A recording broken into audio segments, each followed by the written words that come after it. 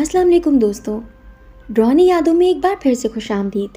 آج ہم آپ کے لیے ایک اور بہت خوفناک واقعہ لے کر آئے ہیں۔ یہ ہمارے ساتھ راشد محمود صاحب نے شیئر کیا ہے۔ آئیے سنتے ہیں انہی کی زبانی۔ السلام علیکم، میرا نام راشد محمود ہے۔ آج میں جو کہانی سنانے جا رہا ہوں وہ میری اپنی زندگی کا سب سے خوفناک تجربہ ہے۔ یہ 1980 کی بات ہے، جب پاکستان میں جنرل ضیاء الحق کا مارشل لاء تھا۔ پورے ملک میں کرفیو لگا تھا اور رات 9 بجے کے بعد کوئی باہر نہیں نکل سکتا تھا۔ لیکن میرے ساتھ جو کچھ ہوا وہ کسی مارشل لاء سے زیادہ خوفناک تھا۔ آج تک میں نے یہ بات کسی کو تفصیل سے نہیں بتائی۔ میری بیوی عائشہ اور میں نے اس راز کو اپنے دل میں دفن کر دیا تھا، لیکن اب جب میں بوڑھا ہو چکا ہوں اور میرے بڑے بیٹے احسن کے بچے ہو چکے ہیں تو محسوس ہوتا ہے کہ یہ کہانی دنیا کو بتانی چاہیے تاکہ کوئی اور ہماری طرح اس دردناک تجربے سے نہ گزرے۔ میں سندھ کے ایک چھوٹے سے گاؤں لاڑکانہ کا رہنے والا ہوں۔ ہمارا گھر ایک کچی آبادی میں تھا جہاں زندگی سادہ مگر پرسکون تھی۔ 1970 کی دہائی پاکستان کے لیے بہت مشکل وقت تھا۔ پہلے 1971 میں بنگلہ دیش الگ ہوا، پھر ذوالفقار علی بھٹو کی حکومت، اور پھر 1977 میں جنرل ضیاء الحق کا مارشل لاء۔ میری شادی 1975 میں ہوئی تھی۔ میری شادی عائشہ سے 1975 میں ہوئی تھی، جو ایک نیک اور خوبصورت لڑکی تھی۔ 1976 میں ہمارا پہلا بیٹا احسن پیدا ہوا۔ اس کی پیدائش کے وقت میری والدہ نے کہا تھا کہ بیٹا یہ بچہ بہت خاص ہے، اس کی آنکھوں میں کچھ اور ہی نور ہے۔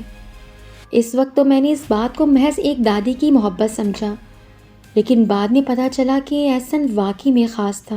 میرا بیٹا وہ چیزیں دیکھ سکتا تھا جو عام لوگوں کو نظر نہیں آتی۔ 1978 میں ہمارا دوسرا بیٹا حسن پیدا ہوا۔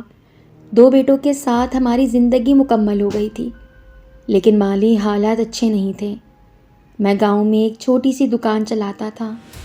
اس زمانے میں ایک روٹی 25 پیسے کی ملتی تھی اور ہمارے مہینے کی آمدنی صرف 300-400 روپے تھی۔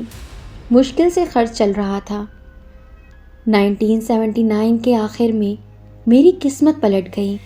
میرے ایک دور کے رشتہ دار جو پاکستان ریلوے میں افسر تھے، انہوں نے مجھے بتایا کہ ریلوے میں بھرتیاں ہو رہی ہیں۔ راشد، یہ موقع ہاتھ سے نہ جانے دینا۔ سرکاری نوکری ملے گی، اچھی تنخواہ ملے گی، 500 روپے ماہانہ۔ اس زمانے میں 500 روپے بہت بڑی رقم تھی۔ میں نے فوری طور پہ اپلائی کیا۔ اللہ کا کرم ہوا، مجھے نوکری مل گئی اور میری پوسٹنگ راولپنڈی ریلوے اسٹیشن پر ہوئی۔ جب میں نے یہ خبر عائشہ کو سنائی تو وہ خوشی سے رو پڑی۔ اللہ کا شکر ہے، اب ہماری زندگی بدل جائے گی۔ لیکن ہم دونوں کو کیا پتہ تھا کہ یہ تبدیلی ہماری زندگی کو کس انداز سے بدل دے گی۔ فروری 1980 کے پہلے ہفتے میں میں اکیلا راولپنڈی کے لیے روانہ ہوا۔ اس وقت لاڑکانہ سے راولپنڈی کا ٹرین کا سفر تقریباً 24 گھنٹے کا ہوتا تھا۔ ٹرین میں بیٹھے بیٹھے میں سوچ رہا تھا کہ اب زندگی کیسی ہوگی۔ راولپنڈی پہنچ کر میں نے پہلے کمیٹی چوک میں ایک سستے ہوٹل میں کمرہ لیا۔ کمرہ بہت چھوٹا تھا اور روزانہ کا کرایہ 5 روپے تھا۔ اگلے دن میری ڈیوٹی شروع ہو گئی۔ ریلوے کا کام مشکل تھا لیکن تنخواہ اچھی تھی، 550 روپے ماہانہ۔ پہلے 2 ہفتے میں اکیلا رہا۔ رات کو ہوٹل کے چھوٹے سے کمرے میں مجھے اپنی بیوی بچوں کی بہت یاد آتی تھی۔ فروری کے دوسرے ہفتے میں نے فیصلہ کیا کہ میں اپنے خاندان کو راولپنڈی بلاؤں گا۔ اکیلے رہنا مشکل ہو رہا تھا اور پھر احسن کا اسکول بھی شروع کرنا تھا، لیکن سب سے بڑا مسئلہ تو رہائش کا تھا۔ راولپنڈی میں مکانات کا کرایہ بہت زیادہ تھا۔ ایک کمرے کا کرایہ 200 سے 250 روپے ماہانہ تھا۔ میری تنخواہ میں سے اتنا کرایہ دینا مشکل تھا۔ میں نے اپنے ایک ساتھی سے ذکر کیا۔ اس نے کہا کہ راشد بھائی، آپ افشار روڈ کی طرف دیکھیں، وہاں کرائے کم ہیں۔ اگلے اتوار کو میں افشار روڈ پہنچا۔ یہ ایک پرانا علاقہ تھا، تنگ گلیاں، پرانے مکانات۔ شیخ احمد علی ایک بوڑھے آدمی تھے، تقریباً 65 سال کی عمر، سفید لمبی داڑھی، کمزور جسم، لیکن آنکھوں میں ایک عجیب سی گہرائی تھی۔ جب میں ان کے گھر کے گیٹ پر کھڑا ہوا تو مجھے ایک لمحے کے لیے ایک عجیب سی کپکپاہٹ محسوس ہوئی، لیکن میں نے اسے نظر انداز کر دیا۔ آئیے بیٹا آئیے، شیخ صاحب نے مسکراتے ہوئے کہا۔ گیٹ کے اندر داخل ہوتے ہی ایک بڑا صحن تھا۔ صحن میں 3-4 چارپائیاں پڑی تھیں۔ بائیں طرف ایک بڑا جامن کا درخت تھا اور دائیں طرف ایک آم کا درخت۔ درختوں کی شاخیں اتنی گھنی تھیں کہ سورج کی روشنی بھی مشکل سے اندر آتی تھی۔ صحن میں ایک عجیب سی تاریکی تھی۔ شیخ صاحب نے مجھے سیڑھیاں دکھائیں۔ سیڑھیاں پرانی تھی، لکڑی کی، اور ہر قدم پر چڑچڑاہٹ کی آواز آتی تھی۔ اوپر پہنچ کر ایک لمبا تاریک گلیارہ تھا۔ دوسرا کمرہ گلیارے کے دائیں طرف تھا۔ کمرہ بڑا تھا، تقریباً 10x12 فٹ۔ میں نے پوچھا ماہانہ کرایہ کتنا ہے؟ شیخ صاحب نے کہا صرف 60 روپے ماہانہ۔ یہ سن کر میں حیران رہ گیا، اتنا سستا؟ 28 فروری 1980 کو میں لاڑکانہ گیا اور اپنی بیوی اور بچوں کو لے کر راولپنڈی آیا۔ ٹرین کا سفر لمبا تھا۔ احسن اور حسن پوری ٹرین میں دوڑتے رہے۔ عائشہ خوش تھی۔ راولپنڈی پہنچ کر ہم سیدھے سعدکاباد گئے۔ شام کا وقت ہو رہا تھا، تقریباً 6 بج رہے تھے۔ جب ہم گھر کے گیٹ پر پہنچے تو عائشہ رک گئی۔ میں نے پوچھا کیا ہوا؟ تو کہا کچھ نہیں، لیکن اس کی آواز میں شک تھا۔ بعد میں اس نے بتایا کہ جب میں نے گیٹ پر قدم رکھا تو مجھے ایک عجیب سا احساس ہوا، جیسے کوئی مجھے دیکھ رہا ہو۔ شیخ صاحب اور ان کی بیوی بی بی سریا نے ہمارا استقبال کیا۔ ہم نے اپنا سامان اوپر کمرے میں رکھا۔ رات کو ہم نے صحن میں بیٹھ کر کھانا کھایا۔ شیخ صاحب اور بی بی سریا بھی شامل ہوئے۔ کھانے کے دوران احسن اچانک چپ ہو گیا۔ وہ اوپر کی طرف دیکھ رہا تھا۔ عائشہ نے پوچھا کیا دیکھ رہے ہو بیٹا؟ احسن نے آہستہ سے کہا وہاں کوئی کھڑا ہے۔ ہم سب نے اوپر دیکھا، کوئی نہیں تھا، لیکن احسن اصرار کر رہا تھا کہ وہاں ایک آنٹی کھڑی ہیں، سفید کپڑوں میں۔ شیخ صاحب کا چہرہ فوراً سفید ہو گیا۔ پہلی رات کچھ عجیب ہوا۔ آدھی رات کو تقریباً 2 بجے عائشہ اٹھ گئی۔ جب وہ واپس سیڑھیاں چڑھ رہی تھی تو اسے محسوس ہوا کہ کوئی اس کے پیچھے آ رہا ہے۔ اس نے مڑ کر بھی دیکھا لیکن کوئی نہیں تھا، لیکن سیڑھیوں کی چڑچڑاہٹ کی آواز آ رہی تھی۔ اگلے دن 10 بجے کے قریب عائشہ کپڑوں کی بالٹی لے کر نیچے باتھ روم کے پاس گئی۔ اس نے کہا احسن بیٹا اپنے بھائی کا خیال رکھنا، میں ابھی واپس آئی۔ تقریباً 15 منٹ گزرے ہوں گے، اچانک مجھے احسن کی چیخ سنائی تھی، امی امی! میں فوراً بالٹی چھوڑ کر بھاگی۔ جب میں صحن میں پہنچی تو احسن سیڑھیوں پر کھڑا تھا، خوف سے کانپ رہا تھا۔ میں نے کہا کیا ہوا بیٹا؟ اور میں نے اسے گلے لگا لیا۔ احسن رو رہا تھا اور کہہ رہا تھا کہ وہ آنٹی جو کل رات کھڑی تھی وہ اوپر آ گئیں۔ میرے تو رونگٹے کھڑے ہو گئے۔ جب میں کمرے میں پہنچی تو حسن بستر پر بیٹھا تھا، لیکن وہ سو نہیں رہا تھا۔ وہ کمرے میں کونے کی طرف دیکھ کر مسکرا رہا تھا، ہنس رہا تھا، جیسے کوئی اس سے بات کر رہا ہو۔ احسن نے بعد میں بتایا کہ اچانک اس نے دیکھا کہ ایک آنٹی سفید کپڑوں میں کھڑی تھی، پھر اس کا چہرہ بدل گیا، اس کی آنکھیں سرخ ہو گئیں اور اس نے کہا تم لوگوں کو یہاں سے جانا ہوگا، یہ میرا گھر ہے۔ تیسری رات کو 3 مارچ 1980 کو کچھ ایسا ہوا جس نے عائشہ کو مکمل طور پر خوفزدہ کر دیا۔ شام 7 بجے میں کھانا بنا رہی تھی، اچانک کھڑکی پر تیز دستک ہوئی۔ میں چونک گئی۔ دستک پھر ہوئی۔ میں گیس بند کر کے کھڑکی کی طرف بڑھی، لیکن پھر مجھے یاد آیا کہ ہم پہلے منزل پر ہیں۔ میرے ہاتھ پاؤں ٹھنڈے پڑ گئے۔ دستک پھر ہوئی، لیکن اب کی بار یہ دستک تیز تھی، جیسے کوئی غصے میں ہو۔ اور پھر میں نے سنا، کھڑکی سے آواز آئی، ایک عورت کی آواز، نکل جاؤ، یہاں سے نکل جاؤ۔ میں دہشت سے چیخ پڑی۔ کچھ دنوں بعد جب مجھے وہ چہرہ دوبارہ نظر آیا تو شام 4 بجے تھے۔ عائشہ اور بچے فاطمہ کے گھر چلے گئے، میں اکیلا رہ گیا۔ میں نے کمرے میں میز کرسی کو کھڑکی کے پاس لگایا اور بیٹھ کر خط لکھنا شروع کیا۔ خط لکھتے ہوئے صرف 2-3 منٹ ہی گزرے ہوں گے، اچانک کھڑکی پر تیز دستک ہوئی۔ میں چونک گیا۔ میں نے سوچا کہ شاید کوئی چور ہو۔ میں نے پاس پڑی چھری اٹھائی اور کھڑکی پر مارتے ہوئے زور سے کہا کہ بھاگ جاؤ ورنہ پولیس کو بلا دوں گا۔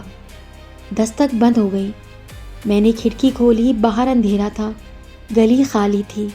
میں نے کھڑکی پر پردہ لگا دیا اور دوبارہ خط لکھنے لگا، لیکن کچھ ہی دیر بعد کمرے کی ہوا بھاری ہونے لگی، ٹھنڈی، بہت ٹھنڈی۔ میں نے محسوس کیا کہ کوئی میرے پیچھے کھڑا ہے۔ میں نے پردہ ہٹایا۔ وہاں ایک چہرہ تھا، ہوا میں تیر رہا تھا، ایک لڑکی کا چہرہ، لیکن یہ کوئی عام چہرہ نہیں تھا۔ اس کے بال لمبے تھے، چہرے پر بکھرے ہوئے، اس کی آنکھیں بہت بڑی تھیں، بہت سفید، اور ان میں کوئی پتلی نہیں تھی۔ اس کا منہ کھلا تھا، بہت زیادہ کھلا ہوا، اور اس کی جلد سفید تھی، بہت زیادہ سفید۔ وہ صرف 2 فٹ دور تھی، شیشے کے باہر ہوا میں۔ اس نے مجھے دیکھا اور پھر بات کی، نکل جاؤ، یہ میرا گھر ہے، نکل جاؤ۔ اور پھر وہ چیخی، ایسی چیخ جو میں نے زندگی میں پہلے کبھی نہیں سنی تھی۔ میں دہشت سے چیخا اور کمرے سے بھاگا۔ اگلے دن صبح جلدی میں شیخ صاحب کے پاس گیا اور کہا کہ ہم نہیں رہ سکتے یہاں۔ پھر شیخ صاحب نے کچھ عجیب کہا، اگر آپ واقعی جانا چاہتے ہیں تو جائیں، لیکن اپنے خاندان کو 10-15 دن کے لیے گاؤں بھیج دیں، آپ یہاں رہیں۔ یہ سن کر مجھے شک ہوا۔ میں نے کہا نہیں، ہم آج ہی نکل رہے ہیں۔ اسی دن ہم نے سارا سامان فاطمہ کے گھر منتقل کر دیا۔ 3 دن بعد ہمیں دوسرا کمرہ مل گیا۔ 1 ہفتے بعد فاطمہ کے شوہر جمیل بھائی نے کچھ معلومات اکٹھی کی۔ شیخ احمد علی کی ایک بیٹی تھی، نام تھا سبیحہ۔ سبیحہ بہت خوبصورت تھی۔ 1975 میں جب وہ 20 سال کی تھی، اس کی ملاقات ایک لڑکے سے ہوئی۔ لڑکے کا نام تھا عمران۔ سبیحہ اور عمران کو ایک دوسرے سے محبت ہو گئی، لیکن شیخ صاحب راضی نہیں ہوئے۔ وہ غریب تھا۔ سبیحہ نے ہار نہیں مانی۔ شیخ صاحب کو جب پتہ چلا تو انہوں نے سبیحہ کو گھر میں قید کر دیا، تم اس کمرے سے باہر نہیں نکلو گی۔ سبیحہ 2 ماہ تک اپنے کمرے میں قید رہی۔ 4 جولائی 1977 یہ وہ تاریخ ہے جب پاکستان کی تاریخ بدل گئی۔ اسی رات جنرل ضیاء الحق نے بھٹو حکومت کے خلاف فوجی بغاوت کی۔ یہ پاکستان کی تاریخ کا سب سے بڑا واقعہ تھا۔ اسی رات سبیحہ نے اپنی زندگی ختم کر لی۔ رات 2 بجے شیخ صاحب اور بی بی سریا سو رہے تھے۔ باہر سڑکوں پر فوج تھی، ٹینک تھے، ہیلی کاپٹر تھے۔ اچانک ایک تیز چیخ، شیخ صاحب اٹھے اور بھاگے۔ جب وہ سبیحہ کے کمرے میں پہنچے تو سبیحہ نے خودکشی کر لی تھی۔ اس نے کمرے کی چھت کے پنکھے سے خود کو لٹکا لیا تھا۔ اس کی آنکھیں کھلی ہوئی تھیں، منہ کھلا ہوا تھا۔ غصے میں شیخ صاحب نے فیصلہ کیا کہ وہ سبیحہ کی تدفین ٹھیک سے نہیں کریں گے، یہ گناہ گار ہے۔ جولائی 1977 کو صبح جلد بغیر کسی رسم کے سبیحہ کو دفن کر دیا گیا۔ کوئی دعا نہیں، کوئی جنازہ نہیں، اور اسی رات سے عجیب چیزیں شروع ہو گئیں۔ تدفین کے 3 دن بعد بی بی سریا نے دیکھا کہ سبیحہ کے کمرے میں روشنی آ رہی ہے۔ انہوں نے کان لگا کر سنا، کمرے کے اندر سے آواز آ رہی تھی، کوئی رو رہا تھا۔ اگلے دن شیخ صاحب نے کمرہ کھولا، دیوار پر خون سے لکھا تھا، میں واپس آؤں گی، یہ میرا گھر ہے۔ 1977 سے 1980 تک کم از کم 20 خاندان اس گھر میں آئے۔ کوئی 1 ہفتے رہا، کوئی 1 ماہ، لیکن سب نے ایک ہی بات کہی، وہاں کوئی ہے، ایک لڑکی سفید کپڑوں میں۔ ہمارے بعد مئی 1980 میں ایک اور خاندان آیا۔ اس خاندان کا 9 سالہ بیٹا فہیم ایک دن چھت پر پتنگ اڑا رہا تھا۔ یہ جون 1980 کی بات ہے۔ اچانک ایک تیز چیخ، فہیم چھت سے گر گیا۔ ہسپتال میں فہیم نے کہا کہ ایک لڑکی تھی سفید کپڑوں میں، اس نے مجھے دھکا دیا۔ 3 دن بعد فہیم فوت ہو گیا۔ میری بیوی عائشہ 2020 میں فوت ہو گئی، اللہ انہیں جنت میں اعلیٰ مقام عطا فرمائے۔ میرے بیٹے احسن کے 2 بچے ہیں۔ حسن ابھی کینیڈا میں رہتا ہے، وہ گھر آج بھی کھڑا ہے، خالی ویران۔ شیخ احمد علی 1995 میں فوت ہو گئے، بی بی سریا 2000 میں۔ ان کا بیٹا کبھی واپس نہیں آیا، لیکن رات کو لوگ کہتے ہیں رات کو 2 بجے اوپر کے کمرے سے روشنی نکلتی ہے اور ایک لڑکی کی رونے کی آواز آتی ہے۔ آج جب میں یہ کہانی سنا رہا ہوں تو ایک بات کہنا چاہتا ہوں۔ 4 جولائی 1977 وہ رات جب پاکستان بدل گیا، اور وہ رات جب سبیحہ کی روح قید ہو گئی۔ اللہ سبیحہ کو معاف فرمائے، اللہ شیخ احمد کو معاف فرمائے، اور اللہ ہم سب کو محفوظ رکھے۔ اللہ حافظ۔ بہت شکریہ راشد محمود صاحب، آپ نے ہمارے ساتھ اپنی کہانی کو شیئر کیا۔ آپ لوگوں کو ہماری آج کی کہانی کیسی لگی کمنٹ سیکشن باکس میں ضرور بتائیے گا، اور اگر آپ بھی اپنی کوئی کہانی ہمارے ساتھ شیئر کرنا چاہتے ہیں تو ڈسکرپشن پہ دیے ہوئے لنک پہ ہمارے ساتھ اپنی کہانی شیئر کیجیے۔ اللہ حافظ۔